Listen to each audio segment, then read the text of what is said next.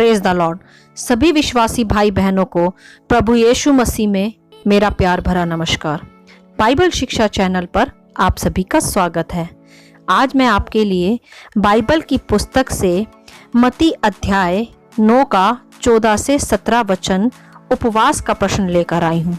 जैसा कि दोस्तों आपने कमेंट में लिखा था कि मैं इन वचनों पर एक वीडियो बनाऊं, तो पवित्र आत्मा की सहभागिता से मैंने इन पर वीडियो बनाया है। तो चलिए दोस्तों हम वीडियो स्टार्ट करते हैं। बाइबल दर्शाती है दोस्तों, 14वें वचन में लिखा है कि यूहन्ना के चेले यीशु के पास आकर पूछते हैं कि क्या कारण है, हम और फरीसी तो उपवास करते हैं परंतु तेरे चेले उपवास नहीं करते। दोस्तों इस वचन के अनुसार बाइबल स्पष्ट करती है कि यूहन्ना के चेले तथा फरीसी उपवास किया करते थे, क्योंकि जब तक मसीहा यानी यहूदियों का उद्धारकर्ता नहीं आया था तब तक पुराने नियम की शिक्षा व मूसा की व्यवस्था के अनुसार वह उपवास किया करते थे ताकि उनका छुटकारा व उद्धार हो पाए।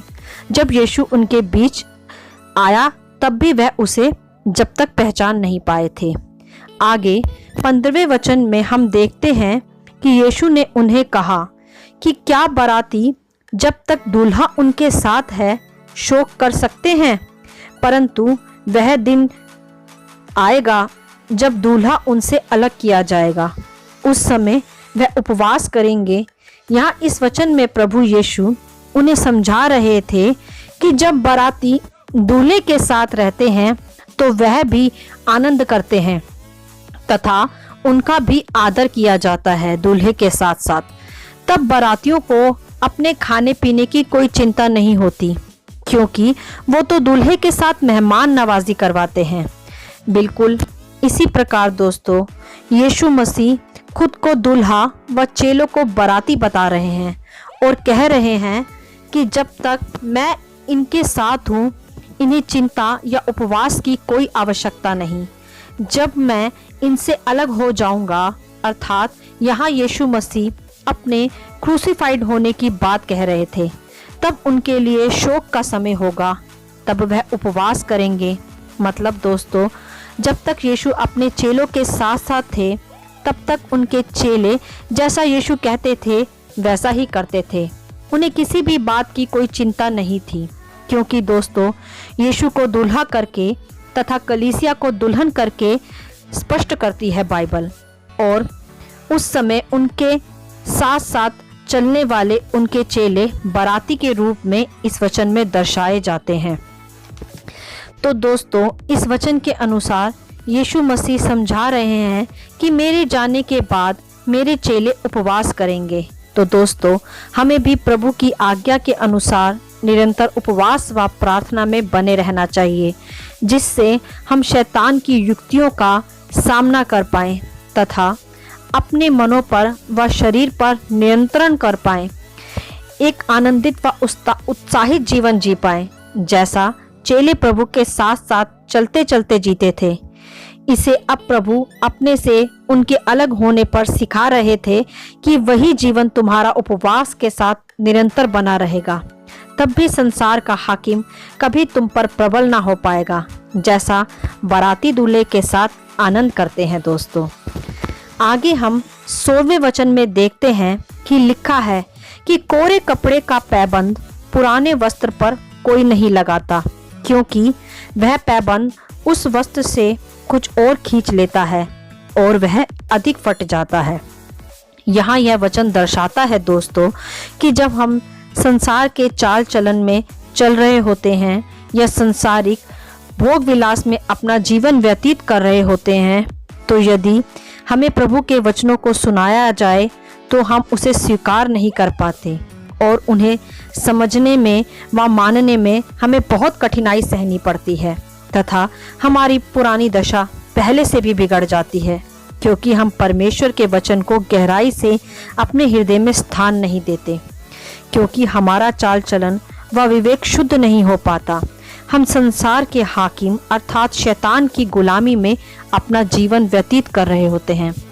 बिल्कुल उसी प्रकार जैसे यदि हम नए कपड़े का पैबंद पुराने वस्त्र में सीते हैं तो वह पुराना वस्त्र सिलाई के दौरान और फटने लगता है, क्योंकि उसकी दशा पहले से ही बिगड़ी होती है।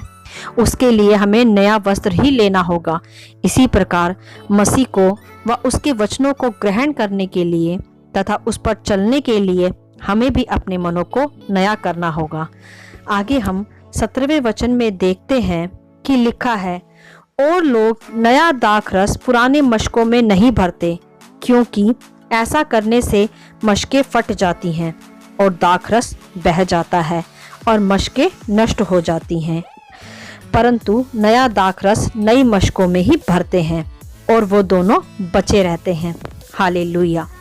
इस वचन में दोस्तों दाखरस परमेश्वर का स्वर्गीय ज्ञान व उसके वचनों को दर्शाता है तथा मशकें हमारा संपूर्ण जीवन है। दोस्तों, जैसा कि आपने अक्सर देखा होगा कि कलीसिया में बहुत से लोग परमेश्वर के वचनों को सुनने आते हैं, चंगाई लेने आते हैं, परंतु वह अपने हृदय को व अपने मनों को परमेश्वर में समर्पित नहीं करते तथा उसे ग्रहण नहीं कर पाते और पीछे हट जाते हैं और अपने पुराने चाल चलन में ही जीवन व्यतीत करते हैं तथा परमेश्वर को सुनकर उसके सुसमाचार को जानकर भी स्वीकार नहीं करते, तो वह नाश हो जाते हैं, अर्थात वह अनंत जीवन को प्राप्त नहीं कर पाते।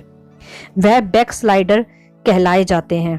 तो दोस्तों, परमेश्वर का वचन कहता है कि जो मसीह में है वह अब नई सृष्टि है, पुरानी बातें बीत गईं, सब कुछ नया हो गया। इसी प्रकार यीशु को व उसके वचनों को स्वीकार करने के लिए हमें अपना पुराना मनुष्यत्व त्यागना पड़ता है, अपने पुराने संसारिक चाल चलन से मन फिराना होता है, तभी हम परमेश्वर के नए जन्म को प्राप्त कर सकते हैं। दोस्तों, यदि हम ऐसा विचार करें कि हम यीशु को भी स्वीकार करें तथा अपना पुराना मनुष्यत्व व व्यवहार भी ना बदले और ना ही अपनी पुरानी प्रथाओं से मन फिराए, तो यह कदापि संभव नहीं कि हमारा उद्धार हो पाए। इस प्रकार हम उद्धार को व अनंत जीवन को प्राप्त नहीं कर पाते, हम नाश हो जाते हैं, क्योंकि दोस्तों दो नाव पर सवारी करने वाला मनुष्य सदा डूब जाता है।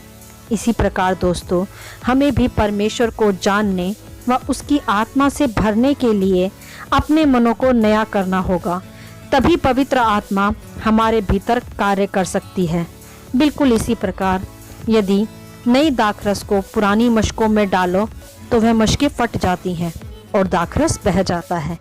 बिल्कुल इसी तरह यदि हम अपना पुराना चाल चलन नहीं बदलते या अपने मनों को नहीं फिराते, तो परमेश्वर का वचन भी हमारे हृदय में नहीं रह पाता, वह भी बह जाता है, हम उस पर चल नहीं पाते।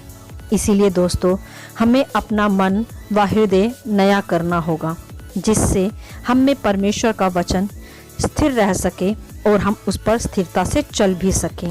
हालेलुया।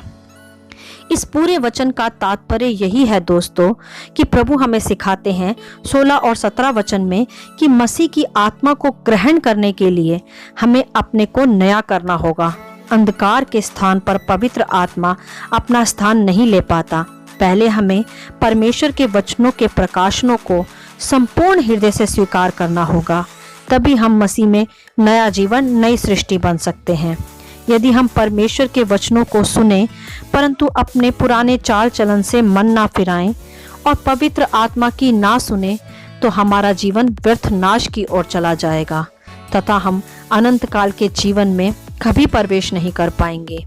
इसीलिए दोस्तों पहले हमें अपने मनों को व अपने संपूर्ण हृदय को जांच कर नया करना होगा, तभी हमारा उद्धार निश्चित है।